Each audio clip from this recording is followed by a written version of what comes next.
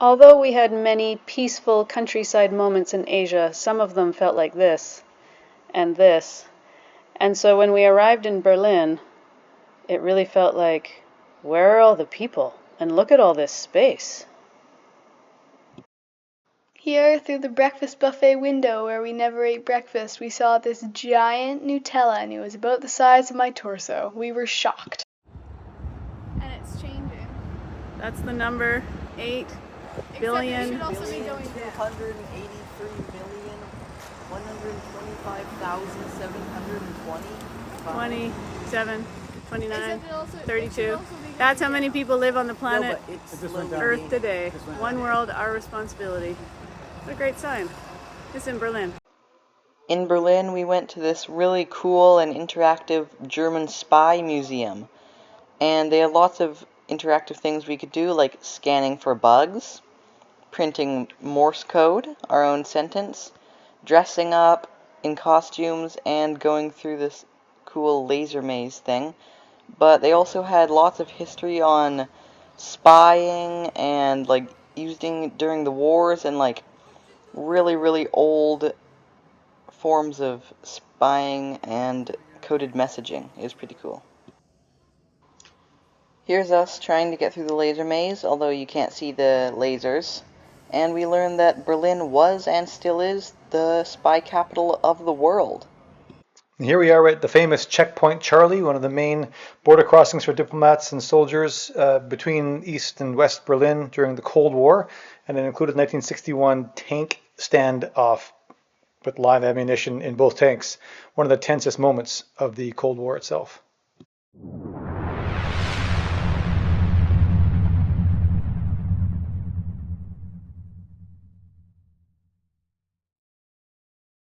At the Berlin Wall, I was very surprised how thin it was, and also how recent the history of it was. So here again is the Berlin Wall. This is the inner wall.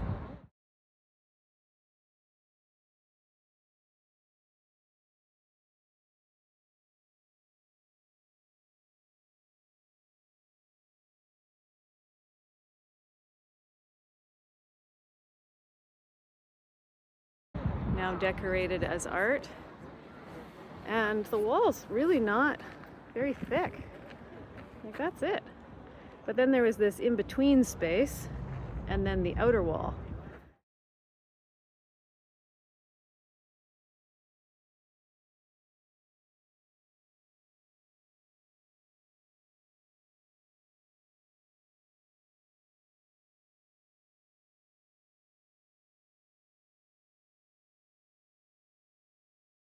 And the outer wall has this fancy top, makes it harder to climb, I guess.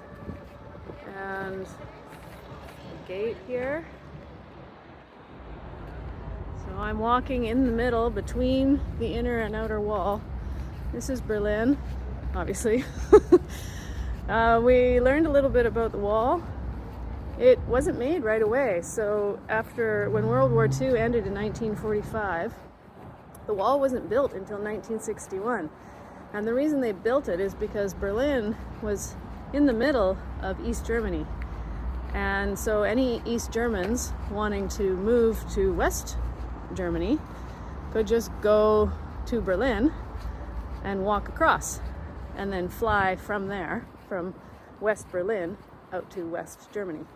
And so by 1961, 20% of the population had left. And mostly young, educated professionals. So it was a huge brain drain. So East Germany needed to stop their people from escaping. So they built the wall in Berlin, basically to keep their people prisoner.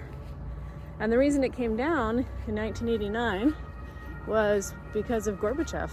He had a vision for openness and trying to diffuse tensions, and also it was just too expensive for the Soviet Union to maintain all these places militarily, and Poland had already broken away, and Hungary was letting people through, and so they were finding it too expensive to keep everybody prisoner.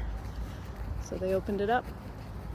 Accidentally, actually. One of their diplomats said in a live newscast that travel to the west would be effective immediately, but it wasn't supposed to be effective immediately.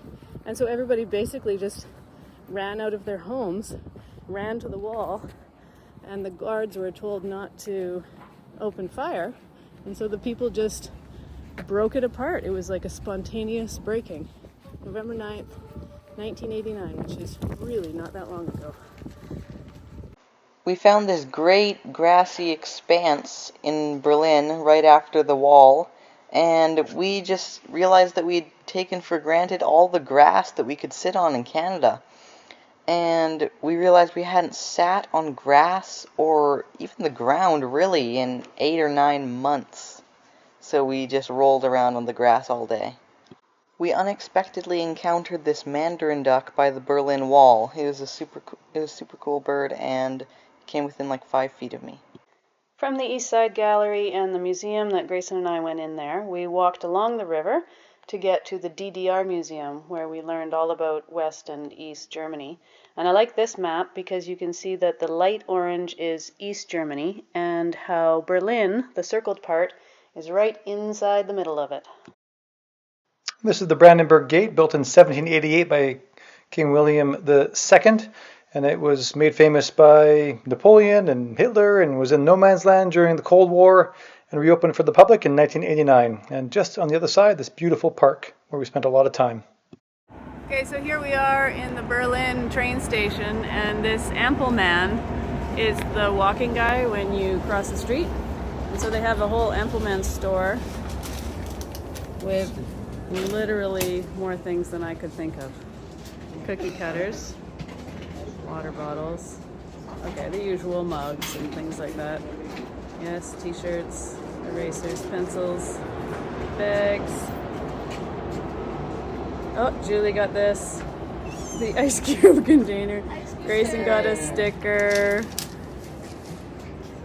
And over here they have pill cases, click boxes, underwear, nail files, soap, band-aids, towels, socks, safety vests, that makes sense, bicycle bell, stickers, candy. Oh, they have a whole section of candy over here. T-shirts. Oh, they have pasta. It's like really everything you could possibly think of. Toys, pins. It's quite creative to be the person who does this store. We took our first European train from Germany to Prague, which is in Czechia. It's the capital. And we were very, very surprised at how absolutely flat this land was. There was not a hill or a mountain in sight. There were lots of windmills, and we could see they were generating power from wind a lot. So it was a pretty good train ride, and yeah, there was like Wi-Fi, and it was very comfortable. It was nice. We liked it. This is the main square in Prague.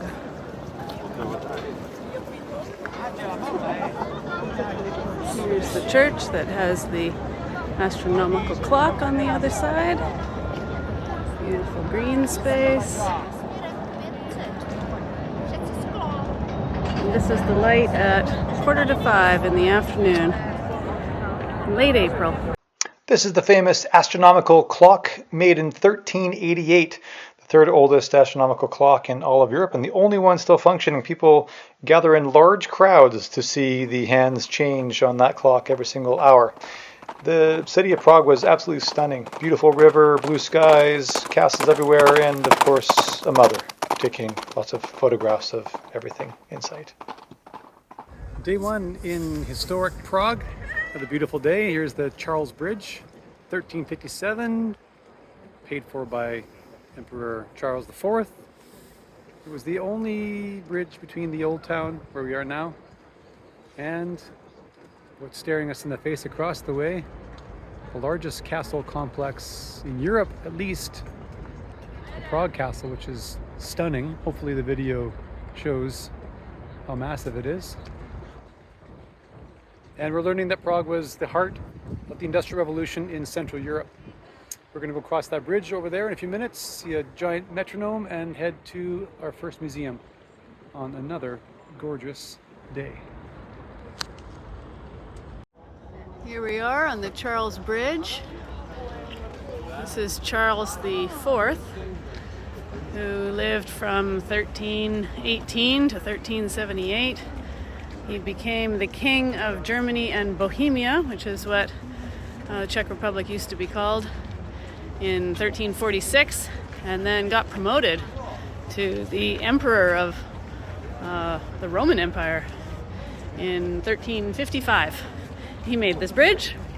It used to be the only way to get from the old town, Prague, over to Prague Castle, which is over there, and it created a reliable way for merchants to get across, and he is the one who made Prague into an imperial city.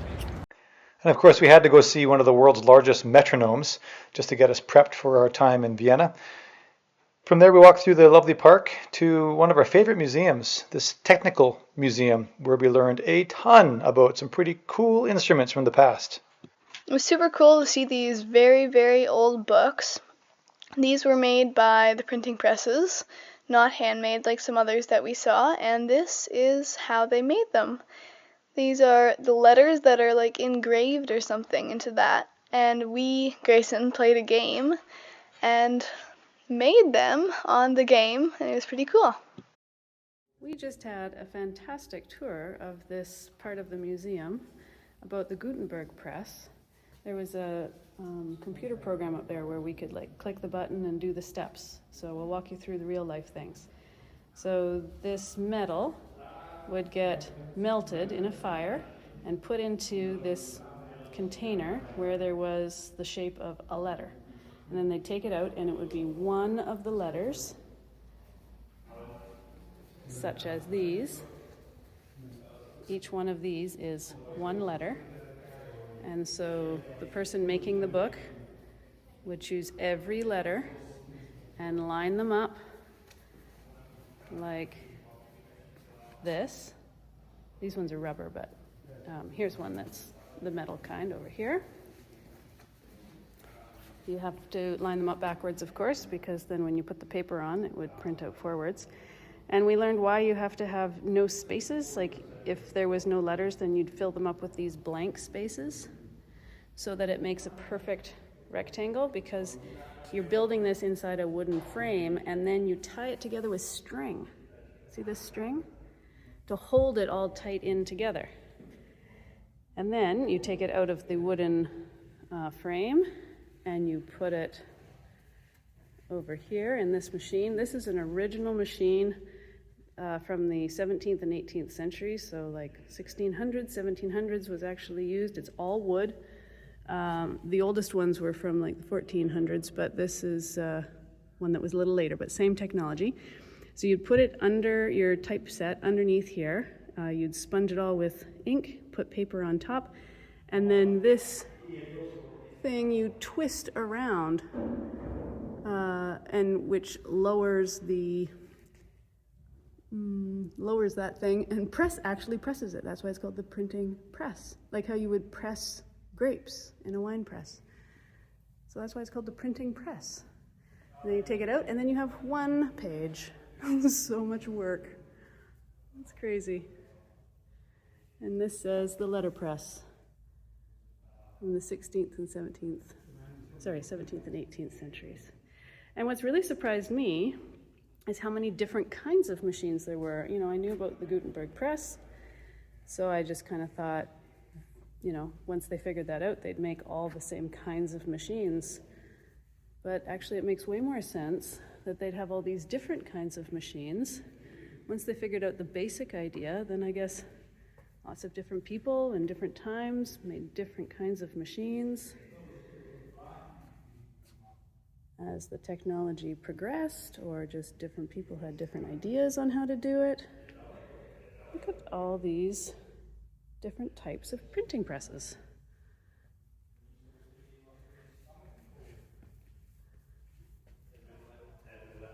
It's so cool, and look how many little pieces there are.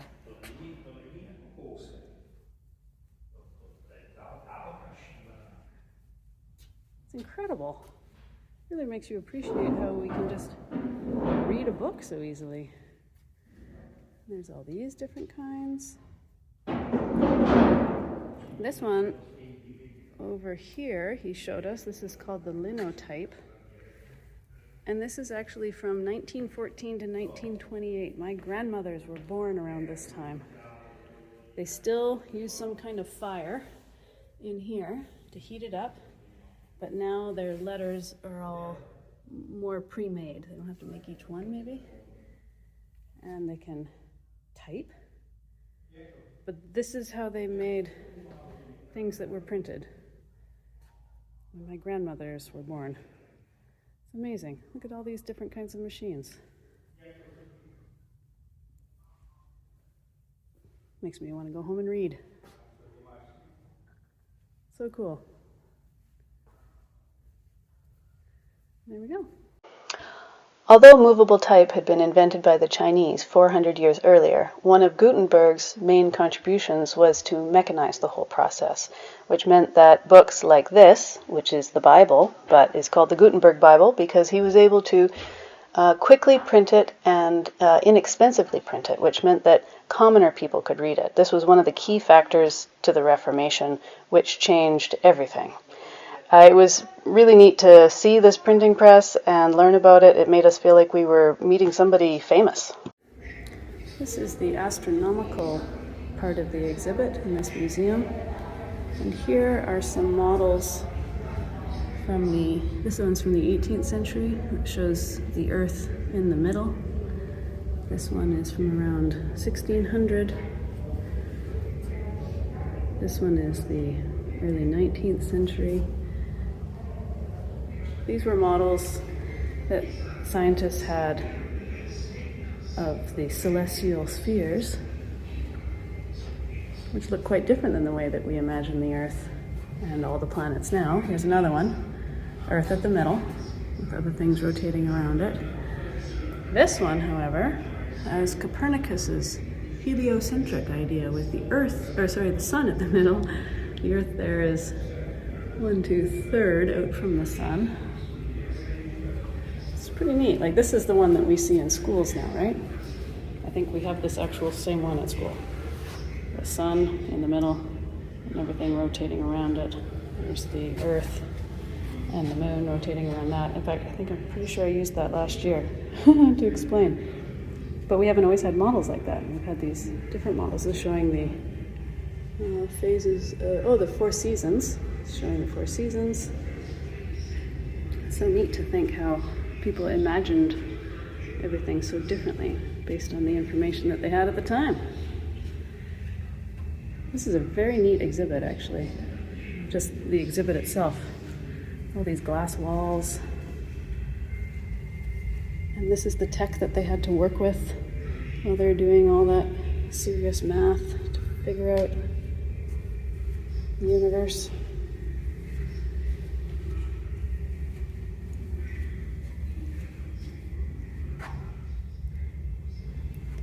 And telescopes.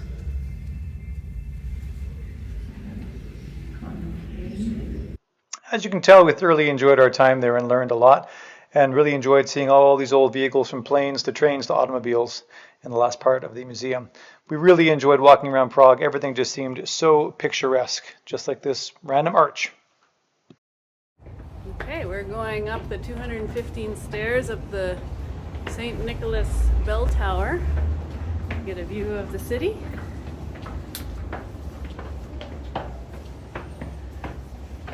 Pretty cool structure, eh? It is.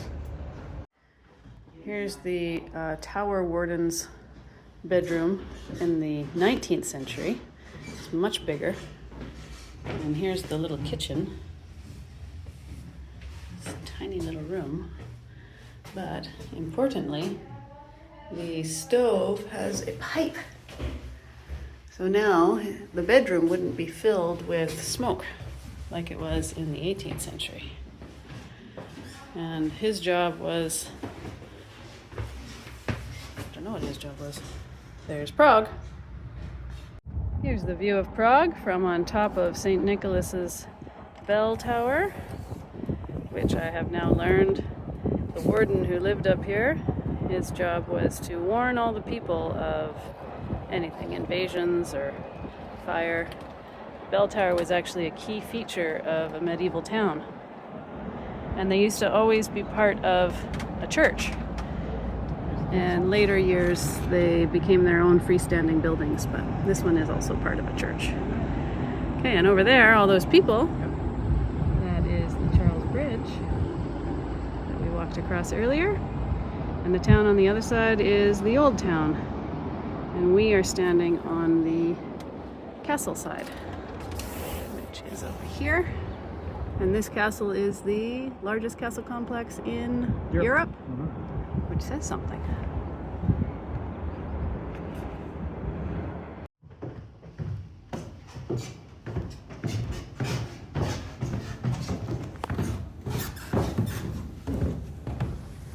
Very good capturing.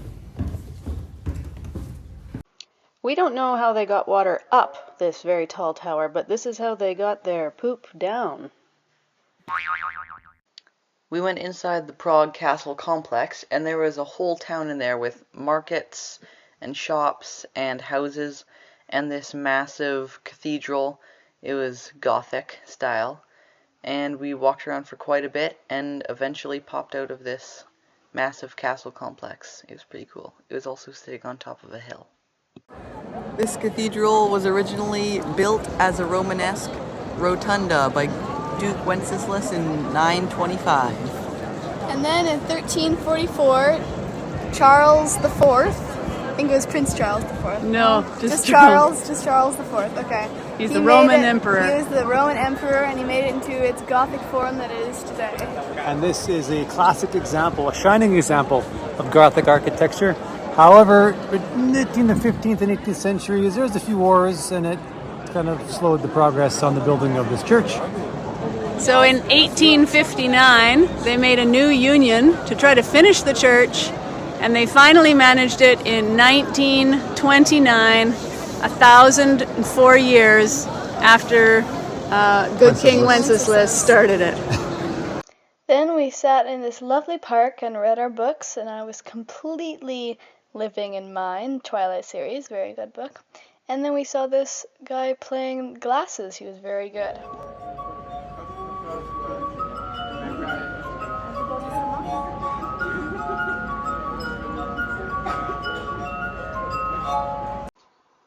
So in Prague, Dad and I went to the largest private collection of Lego in the world.